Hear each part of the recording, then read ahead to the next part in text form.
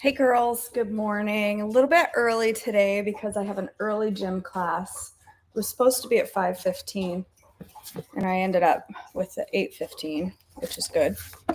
Got moved. So I got to go to the gym in 30 minutes and then head to Greenville, South Carolina. So I had to be a little bit early this morning. So, all right. Good morning. Athaliah rules in Judah. 2 Kings 11, 1 through 3. When Athaliah, the mother of King Ahaziah of Judah, learned that her son was dead, she began to destroy the rest of the royal family. But Ahaziah's sister, Jehosheba, the daughter of King Jehoram, took Ahaziah's infant son Joash and stole him away from among the rest of the king's children, who were about to be killed. So she put Joash and his nurse in a bedroom, and they hid from Athaliah so the child was not murdered. Joash remained hidden in the temple of the Lord for 6 years, while Athaliah ruled over the land. 2 Chronicles 22, 10 through 12. When Athaliah, the mother of King Ahaziah of Judah, learned that her son was dead, she began to destroy the rest of Judah's royal family. But Ahaziah's sister Jehosheba, the daughter of King Jehoram, took Ahaziah's infant son Joash and stole him away from among the rest of the king's children who were about to be killed.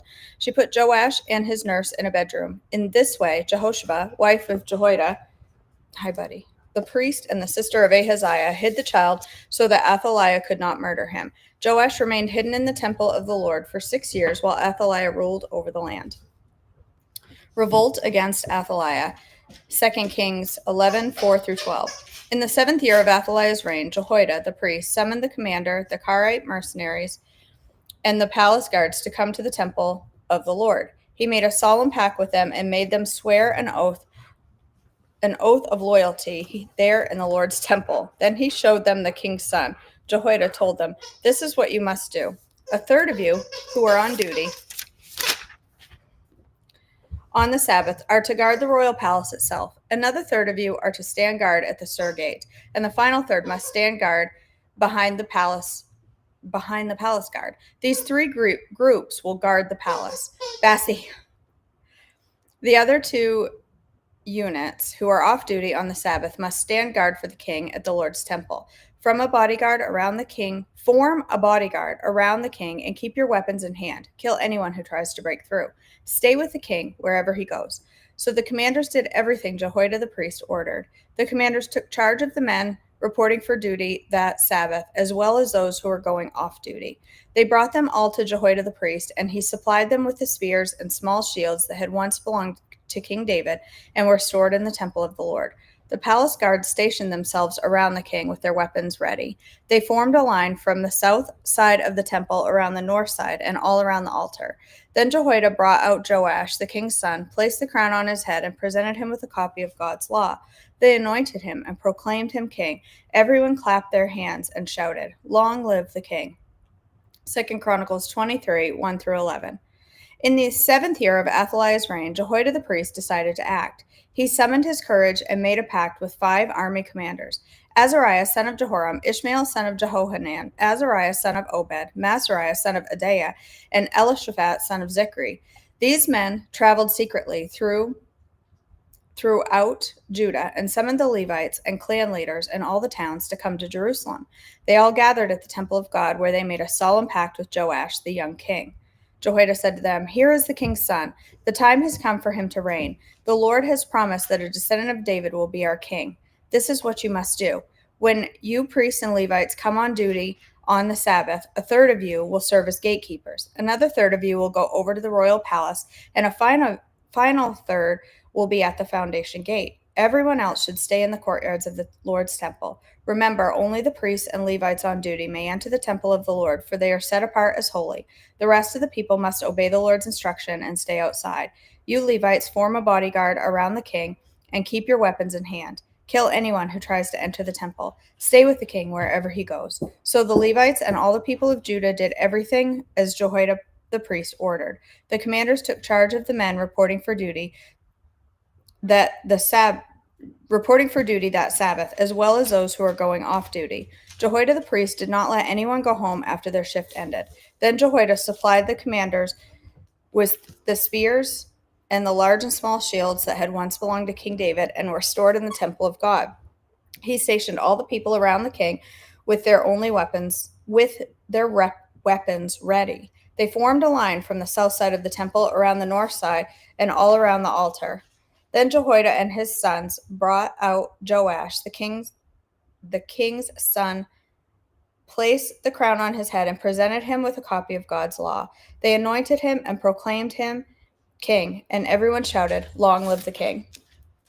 The death of Athaliah, 2 Kings 11:13-16. When Athaliah heard the noise made by the palace guards and the people, she hurried to the Lord's temple to see what was happening. When she arrived, she saw a newly crowned king standing in his place of authority by the pillar, as was the custom at times of coronation. The commander and the trumpeters were surrounding him, and the people from all over the land were rejoicing and blowing trumpets. When Athaliah saw all of this, she tore her clothes in despair and shouted, "Treason! Treason!" Then Jehoiada the priest ordered the commanders who were in charge of the troops, "Take her to the soldiers in the front of the temple and kill anyone who tries to rescue her." For the priest had said, "She must not be killed in the temple of the Lord." So they seized her and led her out of the gate where the horses enter the palace grounds, and she was killed there. 2 Chronicles 23:12-15. When Athaliah heard the noise of people running and the shouts of praise to the king, she hurried to the Lord's temple to see what was happening. When she arrived, she saw the newly crowned king standing in his place of authority by the pillar at the temple entrance. The commanders and trumpeters were surrounding him, and people from all over the land were rejoicing and blowing trumpets. Singers with musical instruments were leading the people in great celebration. When Athaliah saw this, she tore her clothes in despair and shouted, "Treason! Treason!" Then Jehoiada the priest ordered the commanders who were in charge of the troops, "Take her to the soldiers in the front of the temple and kill anyone who tries to rescue her." For the priest had said, "She must not be killed in the temple of the Lord." So they seized her and led her out of the entrance of the horse gate on the palace grounds and killed her there. Jehoiada's religious reforms, 2 Kings 11:17-21. Then Jehoiada made a covenant between the Lord and the king and the people that they would be the Lord's people. He also made a covenant between the king and the people. And all the people of the land went over to the temple of Baal and tore it down. They demolished the altars and smashed the idols to pieces, and they killed Mattan, the priest of Baal, in front of the altars. Jehoiada the priest stationed guards at the temple of the Lord. Excuse me. They went through the gate of the guards and into the palace, and the king took his seat on the royal throne. So all the people of the land rejoiced, and the city was peaceful because Athaliah had been killed at the king's palace. Joash was 7 years old when he became king. 2 Chronicles 23:16-21. Then Jehoiada made a covenant between himself and the king and the people that they would be the Lord's people. And all the people went over to the temple of Baal and tore it down. They demolished the altars and smashed the idols, and they killed Mattan, the priest of Baal, in front of the altars. Jehoiada now put the priests and Levites in charge of the temple of the Lord, following all the directions given by David. He also commanded them to present burnt offerings to the Lord as prescribed by the law of Moses, and to sing and rejoice as David had instructed. He also stationed gatekeepers at the gates of the Lord's temple to keep out those who for any reason were ceremonially unclean. Then the commanders, nobles, rulers, and all the people of the land escorted the king from the temple of the Lord. They went through the upper gate and into the palace, and they seated the king on the royal throne. So all the people of the land rejoiced, and the city was peaceful because Athaliah had been killed. Joash rules in Judah, 2 Kings 12:1-16. Joash began to rule over Judah in the 7th year of King Jehu's reign in Israel. He reigned in Jerusalem for 40 years. His mother was Zibiah from Beersheba. All his life, Joash did what was pleasing in the Lord's sight because Jehoiada the priest had instructed him. Yet even so, he did not destroy the pagan shrines, and the people still offered sacrifices and burned incense there. One day, King Joash said to the priest, "Collect all the money brought as a sacred offering to the Lord's temple, whether it is a regular assessment, a payment of vows, or a voluntary gift. Let the priest take some of that money to pay whatever repairs are needed at the temple." But by the 23rd year of Joash's reign, the priests still had not repaired the temple. So King Joash called for Jehoiada and the other priests and asked them, "Why haven't you repaired the temple? Don't use any more money for your own needs. From now on, it must all be spent on the temple repairs." So the priests agreed not to accept any more money from the people, and they also agreed to let others take responsibility for repairing the temple. Then Jehoiada the priest bored a hole in the lid of a large chest and set it on the right-hand side of the altar at the entrance of the temple of the Lord. The priest guarding the entrance put all the people's contributions into the chest. Whenever the chest became full, the court secretary and the high priest counted the money that had been brought to the Lord's temple and put it into bags. Then they gave money to the construction supervisor, who used it to pay the people working on the Lord's temple: the carpenters, the builders, the masons, and the stonecutters. They also used the money to buy the timber and finish the stone needed to repair the Lord's temple, and they paid any other expenses related to the temple's restoration. The money brought to the temple was not used for making silver bowls, lamp snuffers, basins, trumpets, or other articles of gold or silver for the temple of the Lord. It was paid to the workmen who used it for the temple repairs. No accounting of this money was required for the construction supervisors because they were honest and trustworthy men. However, the money was contributed for guilt offerings and sin offerings. The money that was contributed for guilt offerings and sin offerings was not brought to the Lord's temple. It was given to the priests to use for their own. 2 Chronicles 24, 1 through 16. Hi. Joash was 7 years old when he became king, and he reigned in Jerusalem for 40 years. His mother was Zibiah from Beersheba.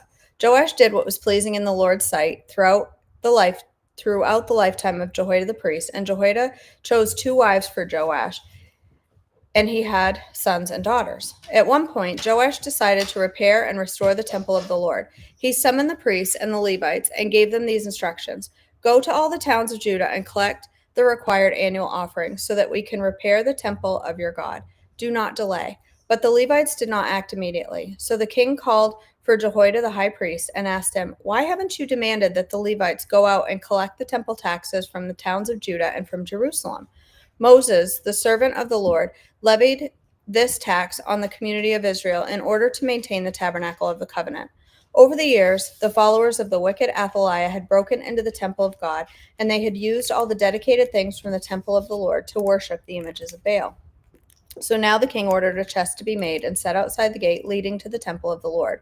Then a proclamation was sent throughout Judah and Jerusalem, telling the people to bring the Lord the taxes that Moses, servant of God, had required the Israelites in the wilderness. This pleased all the leaders and the people, and they gladly brought their money and filled the chest with it. Whenever the chest became full, the Levites would carry it to the king's officials. Then the court secretary and an officer of the high priest would come and empty the chest and take it back to the temple again. This went on day after day, and a large amount of money was collected. The king and Jehoiada gave the money to the construction supervisors, who hired masons and carpenters to restore the temple of the Lord. They also hired metal workers who made articles of iron and bronze for the Lord's temple. The men in charge of the renovation worked hard and made steady progress. They restored the temple of God according to its original design and strengthened it. When all the repairs were finished, they brought the remaining money to the king and Jehoiada. It was used to make various articles for the temple of the Lord, articles for worship services, and for burnt offerings, including ladles and other articles of gold, made of gold and silver. And the burnt offerings were sacrificed continually in the temple of the Lord during the lifetime of Jehoiada the priest. Jehoiada lived to a very old age, finally dying at 130. He was buried among the kings in the city of David because he had done so much good in Israel for God and his temple. Jehoiada reforms reversed. 2 Chronicles 24, 17 through 22. But after Jehoiada's death, the leaders of Judah came and bowed before King Joash and persuaded him to listen to their advice.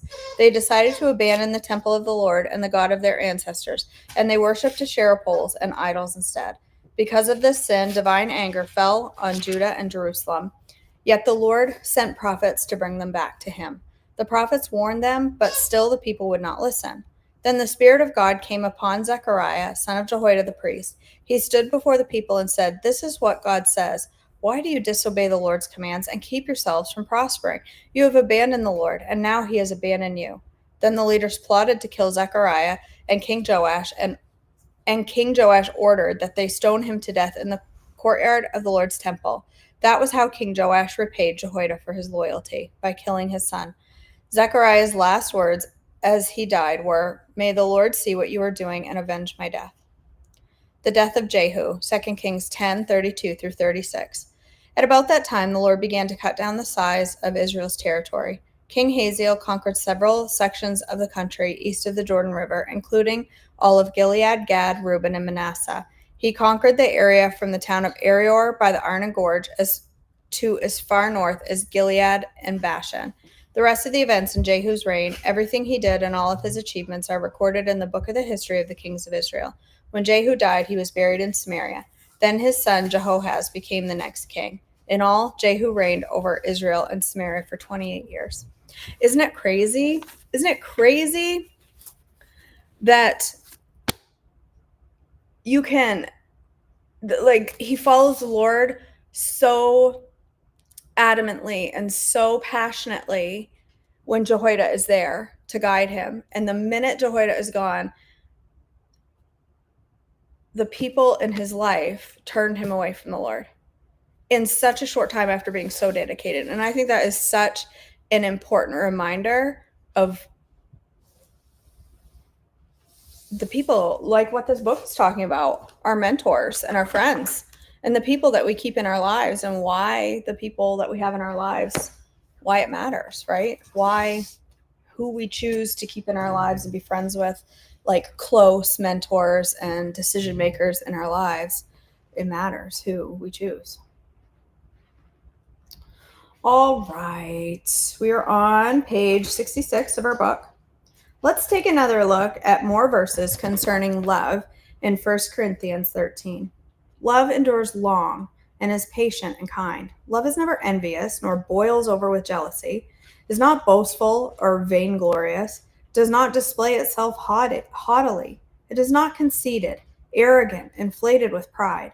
It is not rude and unmannerly, and does not act unbecomingly. Love, God's love in us, does not insist on its own rights or its own way, for it is not self-seeking. It is not touchy or fretful or resentful.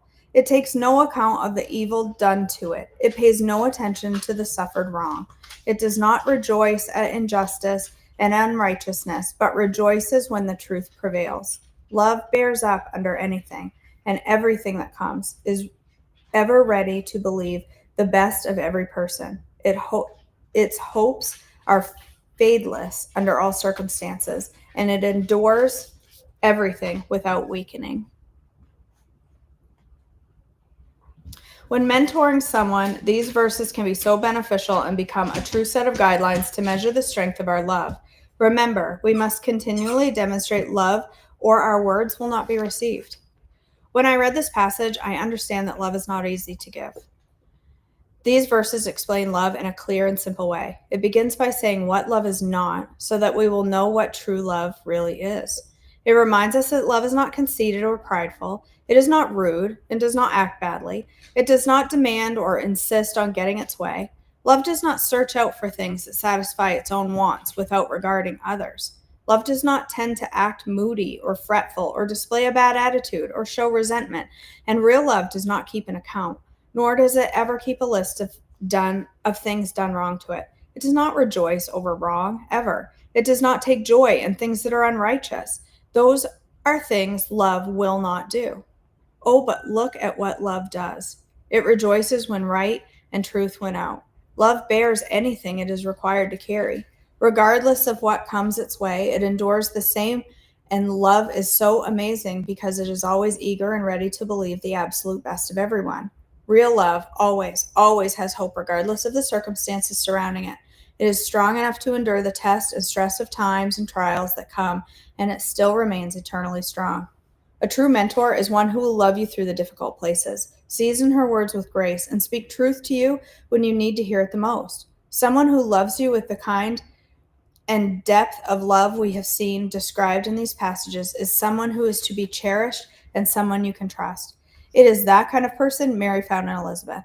Mary was able to safely profess her promise to Elizabeth.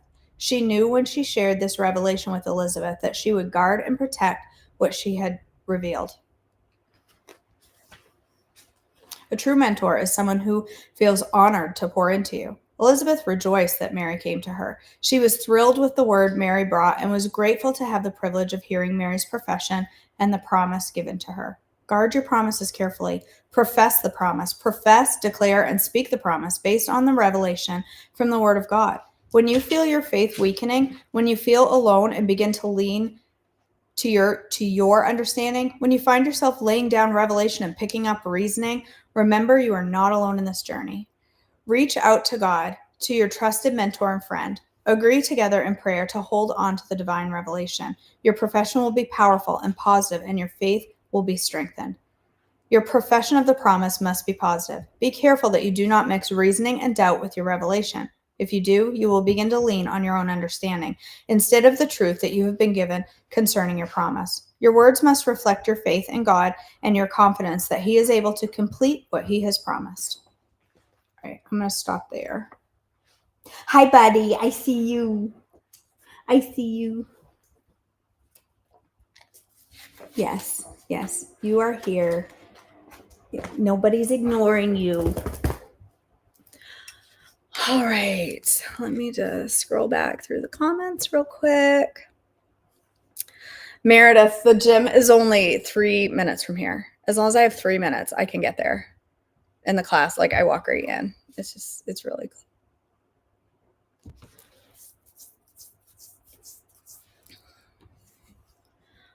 All right, girls.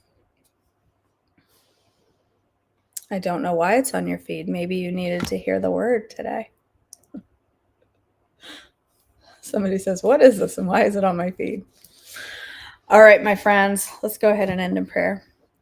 God, our Father, thank you for our time together. Thank you for drawing us together and surrounding us with your love each and every day, even through the difficult times and everything scary and hard that is going on in our country and countries around us. God, you are still in charge. You are powerful, and help us to not let that revelation leave us today and start leaning on understanding and reasoning instead of the revelation that you've given us, that you are our King, you are in charge, you are mighty, and you are powerful, and none of this surprises you.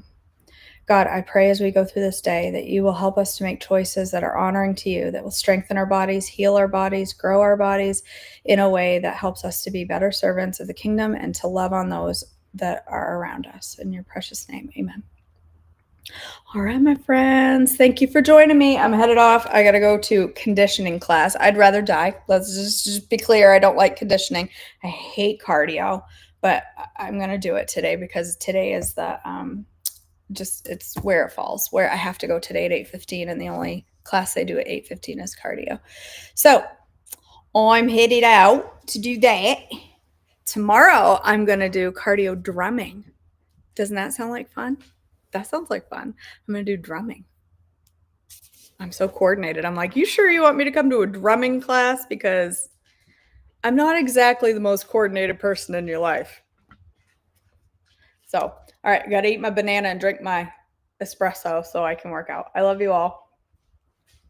Hope you have an amazing day, and I'll